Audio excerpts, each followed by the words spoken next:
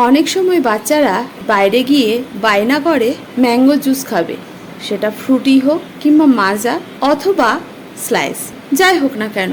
আমরা কি কখনো ভেবে দেখেছি এইগুলো যখন আমরা কিনে দিই এটা কতটা স্বাস্থ্যসম্মত, বা এই জুসটার মধ্যে সত্যি আম আছে কিনা? এই জুস দেখলে বা এই জুসের অ্যাড দেখলে এমনকি বড়দেরও খেতে ইচ্ছে করে। আমরাও বাইরে গিয়ে অনেক সময় কিনে ফেলি, কিন্তু যদি আমরা চাই তো আমরা এটা বাড়িতেই বানিয়ে ফেলতে পারি। তেমন কোনো কিছু উপকরণেরও দরকার নেই, আর খেতে এর থেকে বহু গুণ বেশি ভালো হয়। আমি সুমাশ্রী চলে এসেছি রোজকার রান্নাঘরের মতো আমার রান্নাঘরে একটা নতুন রেসিপি নিয়ে। আজ তৈরি করব হোমমেড আমের জুস।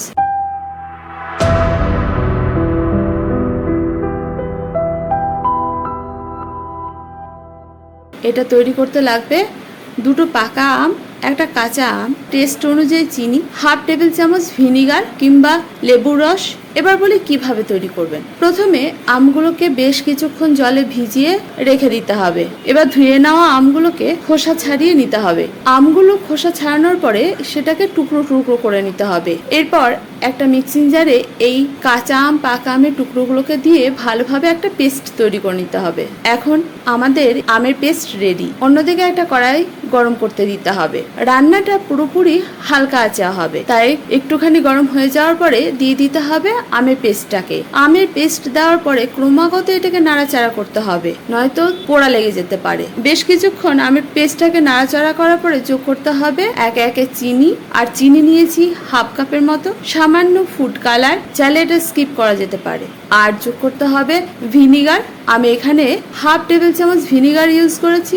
সব শেষে যোগ করেছি 1.5 কাপ জল, তবে এই জলটা আমি পরেও ব্যবহার করেছি আরো কিছুটা। মোটামুটি আমার এই জুসটায় 3 কাপের মতো জল লেগেছে। এটা তৈরি হয়েছে কিভাবে বুঝবেন?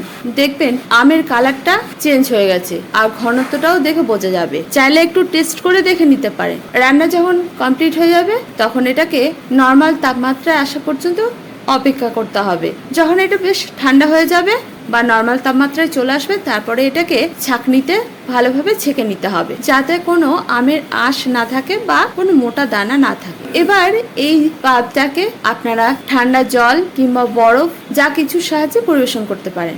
আমি পরিবেশন করেছি বেশ কিছুটা বরফ আর জল দিয়ে। কিন্তু বিশ্বাস করবেন না, এই জুসটা কি অসম্ভব সুন্দর খেতে হয়েছিল। আমি প্রথমেই বলেছি এটা দোকানে কেনা ফ্রুটি, মাজা অথবা স্লাইসের থেকে বহু গুণ খেতে টেস্টি হয়। তাহলে আর দেরি কিসের? এবার থেকে আর গরমের সময় আশা করি বাচ্চাকে বাজার থেকে কিনে দেবেন না আমের জুস। তাহলে আর দেরি কিসের? তৈরি করবেন আর কমেন্ট করে জানাবেন কেমন হয়েছিল। ছবি শেয়ার করতেও ভুলবেন না, তবেই তো আমি আপনাদের নাম পরবর্তী ভিডিওতে নিতে পারবো। তবে তার আগে যারা আজকে প্রথম আমার ভিডিও দেখছেন তাদের কাছে আমার ছোট্ট অনুরোধ, দয়া করে ইউটিউব থেকে দেখে থাকলে চ্যানেলটাকে সাবস্ক্রাইব করবেন, ফেসবুক থেকে দেখে থাকলে পেজটাকে ফলো করবেন। আমার রান্না বা রেসিপি ভালো লাগলে লাইক শেয়ার করতে ভুলবেন না। আমার রান্না যেন আপনাদের মতো অনেকের কাছে পৌঁছে যায়। আর যারা এখন পর্যন্ত আমার সঙ্গে আছেন তাদেরকে অসংখ্য ধন্যবাদ। তাদের আশীর্বাদ না থাকলে আমি তো চলতেই পারবো না। যাই হোক, আজ এই পর্যন্ত। দেখা হচ্ছে পরবর্তী ভিডিওতে নতুন কোনো রেসিপি নিয়ে। আপনারা ভালো থাকুন, সুস্থ থাকুন এই কামনা করি, আর আমার পাশে থাকুন। ধন্যবাদ।